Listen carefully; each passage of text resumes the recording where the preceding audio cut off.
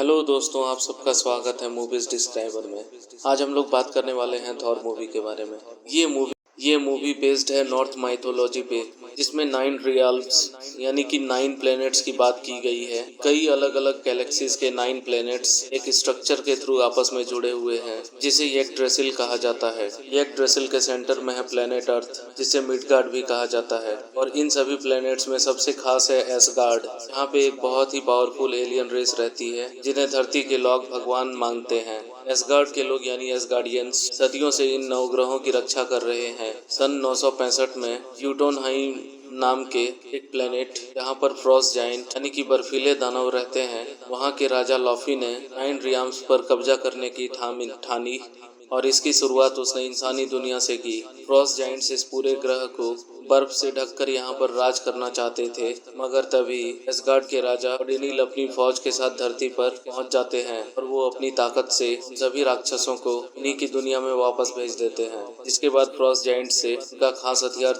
छीन लिया जाता है। फिर यूटोनहाइन का राजा लॉफी ओडिन के दबाव में आकर एक शांति समझौता करता है कि अब से वो किसी को परेशान नहीं करेगा। फिर कई सालों बाद सन 2011 में जब ओडिन बहुत बूढ़े हो जाते हैं, तो वो अपने बेटे थॉर को एसगार्ड का राजा बनाने का फैसला करते हैं। थॉर, जो कि गॉड ऑफ थंडर यानी कि तूफान का देवता कहलाता है, वो राजा बनने के लिए बहुत ही उत्सुक खुश था, मगर उसका भाई लोकी बात से बहुत दुखी था। लोकी थॉर से जलता था क्योंकि थॉर बहुत ताकतवर था, लोकी थोड़ा कमजोर। पर लोकी जादुई कलाओं में बहुत ही माहिर था। जिस दिन थॉर राजा बनने वाला था, उस दिन लोकी ने अपनी जादुई शक्तियों से कुछ फ्रॉस्ट जाइंट्स को एसगार्ड में दाखिल कर दिया, ताकि इससे थॉर का राज्य अभिषेक रुक जाए। वो फ्रॉस्ट जाइंट्स अपना कैस्केड यानी पिटारा चुराने की कोशिश करते हैं, मगर ओडिन अपनी खास मशीन डिस्ट्रॉयर की मदद से उन्हें रोक देते हैं। एसगार्ड को तो कोई नुकसान नहीं पहुंचता, लेकिन थॉर फ्रॉस्ट जाइंट की इस हरकत से बहुत ही नाराज हो जाता है, क्योंकि वो उस दिन राजा नहीं बन पाया। वो अपनी पिता को यूटोनहाइन पर हमला करने के लिए बोलता है, लेकिन ओडिन अपनी शांति समझौते की वजह से कुछ नहीं करते।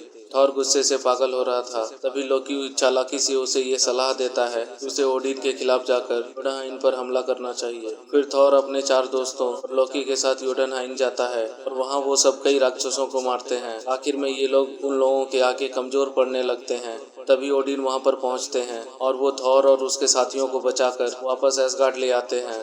थॉर की वजह से यूटोनहाइन और एसगार्ड का शांति समझौता अब टूट चुका था, इसीलिए ओडिन थॉर से बहुत नाराज हो जाते हैं। वो थॉर से उसकी शक्तियाँ और उसका हथौड़ा म्यूनियल छीन लेते हैं और फिर ओडिन म्यूनियल पर एक जादुई मंत्र डाल देते हैं, जिससे कि उस हथौड़े को वही लोग उठा पाए कि उसके लायक हो। जो कोई भी उसके काबिल होगा, तो उस हथौड़े को उठाते ही थॉर की सारी शक्तियाँ आ जाएंगी। फिर ओडिन थॉर और उसके हथौड़े को धरती पर फेंक देते हैं। फिर थॉर आकर गिरता है न्यू मैक्सिको सिटी में, जहाँ वो कुछ साइंटिस्ट से टकरा जाता है, जिनमें से एक थी जेन फॉस्टर, जो कि एक एस्ट्रोफिजिसिस्ट यानी कि अंतरिक्ष वैज्ञानिक थी। जब जेन अपने साथियों के साथ स्पेस की स्टडी कर रही थी, थॉर बाइफ्रॉस्ट ब्रिज की एक गर्म होल से वहां पर गिरता है। जेन फॉस्टर के लिए ये घटना भी बड़ी थी कि इस खोज से उसका नाम बहुत ऊंचा हो सकता था, इसीलिए वो थॉर को अपने साथ रखकर उससे बहुत ही सवाल जवाब करती है। थॉर का हथौड़ा म्यूनियल भी न्यू मैक्सिको सिटी में ही गिरा था। वहाँ के लोग उसे उठाने की बहुत कोशिश करते हैं, पर दिनेश के एन्चेंटमेंट उस जादुई मंत्र की वजह से कोई भी उसे उठा नहीं पाता, क्योंकि कोई भी उसके काबिल नहीं था। ये हथौड़ा जब शील्ड की नजर में आता है, वो लोग उस जगह के आसपास घेराबंदी कर लेते हैं और शील्ड के एजेंट्स जेन फॉस्टर से उसकी रिसर्च का सारा डेटा छीन लेते हैं, ताकि इस रहस्यमयी घटना के बारे में किसी को भी पता न चल सके। थॉर को जब ये बात पता लगता है वो हथौड़ा उसी शहर में मौजूद है, वो उसे लेने के लिए वहाँ पर चला जाता है। कई लोगों का सामना करके अपने हथौड़े तक पहुँच तो जाता है, लेकिन वो उसे उठा नहीं पाता, क्योंकि वो इस वक्त बहुत ही मतलबी घमंडी था। और फिर शील्ड के लोग उसे गिरफ्तार कर लेते हैं। दूसरी तरफ एसगार्ड में लोकी बहुत ही परेशान था कि योटुनहाइम के लड़ाई के दौरान जब उसे एक फ्रॉस्ट जाइंट ने छुआ था, तब लोकी के हाथ का रंग बदल गया था। और इसी हैरानी में जब लोकी फ्रॉस्ट जाइंट की कैस्केड को जाकर उठाता है, कुछ पलों के लिए वो एक फ्रॉस्ट जाइंट की तरह दिखने लग जाता है। लोकी जब इस बारे में अपने पिता से पूछता है, तो ओडिन उसे बताते हैं कई साल पहले जब फ्रॉस्ट जाइंट्स के साथ उनकी लड़ाई हुई थी, लड़ाई के बाद योटुनहाइम की मंदिर में राक्षस का एक बच्चा मिला था। ये बच्चा वहाँ के राजा लॉफी का बेटा था। क्योंकि ये बच्चा काफी छोटा और कमजोर था, इसीलिए लॉफी ने उसे मरने के लिए छोड़ दिया था। और ये बच्चा था लोकी, जिसे ओडिन ने अपने पास रख लिया और अपनी शक्ति से उसका रूप बदल दिया। ओडिन को ये उम्मीद थी कि एक दिन लोकी जोटुनहेम और एसगार्ड के बीच दोस्ती का कारण बनेगा, पर ये पूरी सच्चाई जानने के बाद लोकी ओडिन पर बहुत ही गुस्सा होता है। इतने सारे सदमों के झेलने की वजह से ओडिन की तबीयत बहुत खराब हो जाती है और वो ठीक होने के लिए गहरी नींद यानी ओडिन स्लीप में चले जाते हैं। इसके बाद लोकी को एसगार्ड का टेम्पररी राजा बनाया जाता है और लोकी मौके का फायदा उठाने के लिए जोटुनहेम जाता है और वो लॉफी को बोलता है अगर वो ओडिन को मार दे वो उन्हें उसका कैस्केड वापस कर देगा। इससे जोटुनहेम को भी फायदा होगा और लोकी भी हमेशा के लिए एसगार्ड का राजा बन जाएगा। लॉफी ये सौदा मंजूर कर लेता है। फिर लोकी थॉर से मिलने के लिए धरती पर जाता है। वो उसे झूठ बोलता है ओडिन मर चुके हैं और अब थॉर को एसगार्ड में आने की सख्त मनाही है। इसके बाद डॉक्टर सेल्विक जो कि जेन फॉस्टर के पार्टनर हैं, वो थॉर को शील्ड की गिरफ्त से छुड़वा लेते हैं और अब थॉर को एसगार्ड को भूलकर धरती पर ही रहने की सोच लेता है।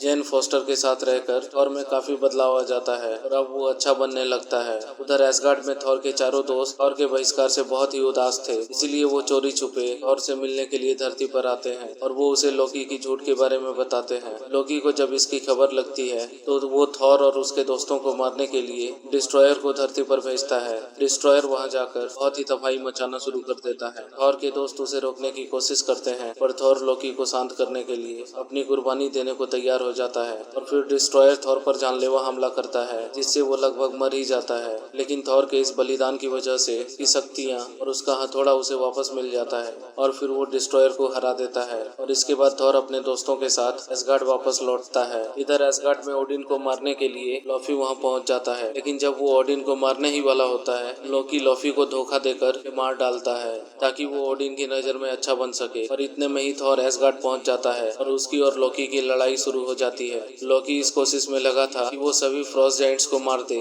और ओडिन को ये दिखा सके कि वो उनका लायक बेटा है। इसीलिए लोकी बायफ्रॉस्ट का इस्तेमाल करके जोटुनहेम को तबाह करना शुरू करता है, लेकिन थॉर उसे ऐसा करने नहीं देता क्योंकि अब वो दयालु बन गया था। थॉर अपने हथौड़े से उस पुल को तोड़ने लगता है ताकि वो जोटुनहेम को बचा सके और जब वो पुल टूट जाता है लोकी और थॉर पाताल में गिरने लगते हैं, लेकिन ओडिन वहां आकर उन्हें बचा लेते हैं। लोकी को लगा था कि ओडिन उससे बहुत खुश होंगे, लेकिन उनकी नाराजगी देखकर लोकी खुद हाथ छोड़ देता है और वो नीचे गिर जाता है। फिर बाद में एसगार्ड में सब कुछ नॉर्मल हो जाता है और अब ओडिन थॉर को राजा बनाने के लिए मान जाते हैं और थॉर खुद उन्हें मना कर देता है, ये कहकर कि वो अभी इसके लिए तैयार नहीं है।